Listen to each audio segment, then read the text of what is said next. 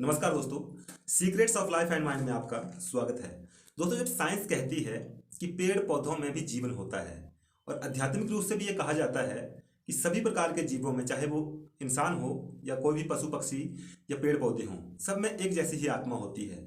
तो फिर मांस खाना पाप क्यों है? और क्या मांस खाना ही पाप है या फिर फल सब्जियां या अनाज खाना भी पाप है? आज हम इसी विषय पर डिस्कस करने वाले हैं। दोस्तों, इस बात को समझने के लिए सबसे पहले हमें ये समझना होगा कि ये सृष्टि जो बनी है ये कैसे बनी है। ये सृष्टि में जितनी भी चीज़ें हैं, जितने भी पदार्थ हैं, हर चीज़ पांच तत्वों से बनी हुई है। पृथ्वी, जल, अग्नि, वायु और आकाश। हर चीज़ में ये पांच तत्व विद्यमान हैं। तो सबसे पहले बात करते हैं पौधों की। पौधों में जो है, तो सबसे जो प्रधान तत्व है वो है जल तत्व। और बाकी जो पांच तत्व हैं वो बहुत ही कम मात्रा में सक्रिय हैं।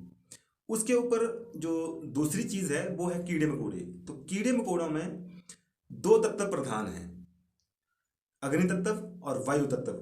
और जलीय जो जीव है, जलीय जीवों में भी दो तत्व प्रधान हैं, उनमें जल और वायु। और बाकी के जो तत्व हैं इनमें बहुत ही कम मात्रा में सक्रिय हैं या एक्टिव हैं। उसके बाद तीसरी जो चीज़ है वो आते हैं पक्षी।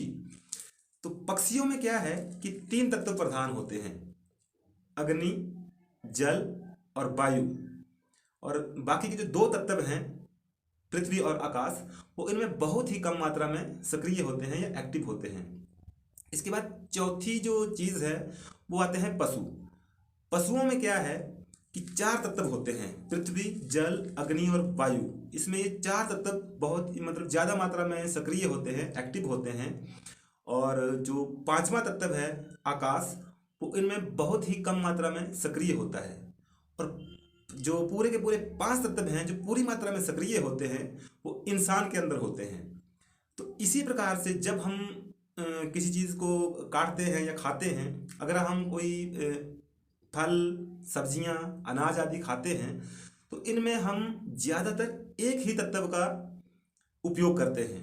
तो हमारे ऊपर जो कर्मों का बोझ होता है, एक्चुअली हम इस सृष्टि से जो कुछ भी लेते हैं वो हमें वापस करना पड़ता है या उसका कर्ज हमें उतारना पड़ता है। तो जब हम ये साग सब्जियां, फल आदि खाते हैं, तो इनमें एक ही तत्व प्रधान होने के कारण हमारे ऊपर जो बोझ है वो कम चढ़ता है। ऐसा नहीं है कि अनाज और सब्जियां खाना पाप नहीं है, पाप तो है, लेकिन इस सृष्टि में जीने के लिए हर जीव को कुछ ना कुछ तो खाना पड़ेगा। लेकिन इंसान एक ऐसा जीव है जिसकी जो बुद्धि और विवेक है वो बहुत ही विस्तृत है और समृद्ध मात्रा में है। तो इंसान ये समझता है या इंसानों ने ये समझा है कि कर्मों का बोझ उसके ऊपर कम से कम चढ़े ताकि उसे इसका ज़्यादा भुगतान ना करना पड़े। इसलिए उन्होंने उन चीज़ों को खाना अच्छा समझा जिससे कि उसके ऊपर कम से कम बोझ चढ़ता है।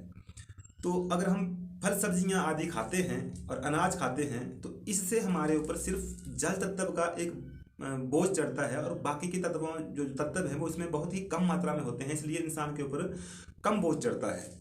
और उसके बाद जब हम दूसरे नंबर पर हैं कीड़े मकोड़े या जलीय जीव, तो ये जड़ तत्व का परिवर्तित रूप है या विकासशील रूप है।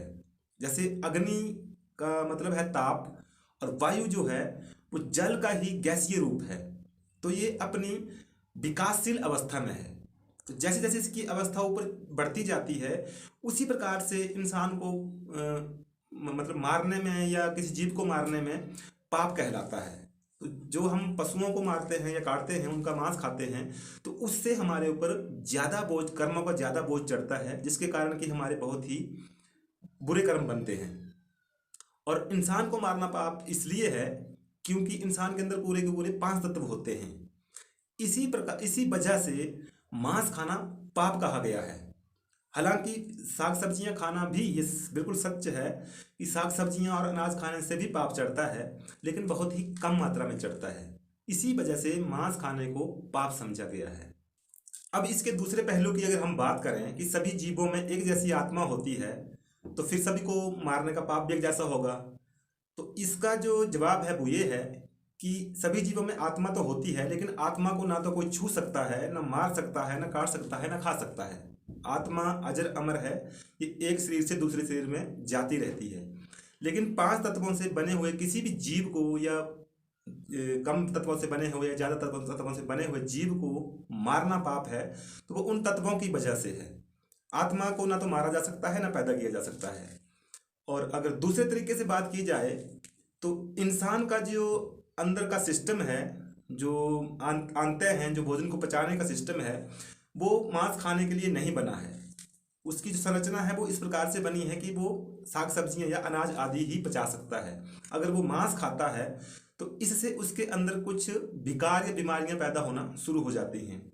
और तीसरे तरीके से अगर बात की जाए तो जब इंसान मांस खाता है तो जिस चीज़ कहा जाता है कि जिस चीज़ के बारे में हम बार बार सोचते हैं, हमारे अंदर वैसे ही गुण आना शुरू हो जाते हैं और हम वैसा ही बनना शुरू हो जाते हैं। तो जब इंसान किसी चीज़ को मांस के बारे ऊपर ज़्यादा ध्यान देता है या मार काट के ऊपर ज़्यादा ध्यान देता है, तो ये जैसे जानवर होते हैं, जंगली जानवर होते हैं, शेर, गीदड़ आदि वगैरह वगैरह, जो मतलब मांसाहारी जीव होते हैं, तो इंसान की वृत्ति भी, उसकी सोच विचार भी, उसके गुण भी उनके जैसे ही होने लगते हैं। फिर वो पाप पुण्य के बारे में मतलब कम, बहुत कम विचार करने लगता है और उसके अंदर जो है वो पाश्विक वृत्तियाँ ज़्यादा होने लगती हैं। और एक बात और भी है कि अगर इंसान आध्यात्मिक तरक्की करना चाहे, अंदर के लोकों में जाना चाहे और परमात्मा से अगर मिलना चाहे, तो उस मार्ग, भक्ति या आध्यात्मिक मार्ग में भी मांसाहार जो है, इससे इतना भार चढ़ता है या ऐसे हमारे सोच विचार हो जाती है कि उस मार्ग में भी ये मांसाहार बाधा बनता है। तो इस वजह से मांसाहार करना गलत और पाप समझा गया है। तो दोस्तों ये था, ये इसके बारे में अगर हम चाहें तो और भी ज़्यादा विस्तृत चर्चा कर सकते थे, लेकिन इतनी ज़्यादा चर्चा करने की ज़रूरत नहीं है। तो आज का आपको वीडियो कैसा लगा? अगर अच्छा लगा हो तो लाइक कीजिए, शेयर कीजिए, और अगर आपने चैनल को सब्सक्राइब नहीं किया है तो प्लीज़ सब्सक्राइब कर लीजिए और साथ में बेल आइकन को भी दबा दीजिए ताकि हर वीडियो की नोटिफिकेशन आपको तुरंत मिलती रहे। और आगे भी मैं आपके लिए ऐसे बहुत से वीडियो लाता रहूँगा, अलग अलग किस्म के, क्योंकि लाइफ के लिए, सक्सेस के लिए मैं लाता रहूँगा आपके लिए खास बातें। तो एक नई सोच के साथ और एक नए विचार के साथ मिलते हैं अगले वीडियो में। तब तक के लिए धन्यवाद। जय हिंद।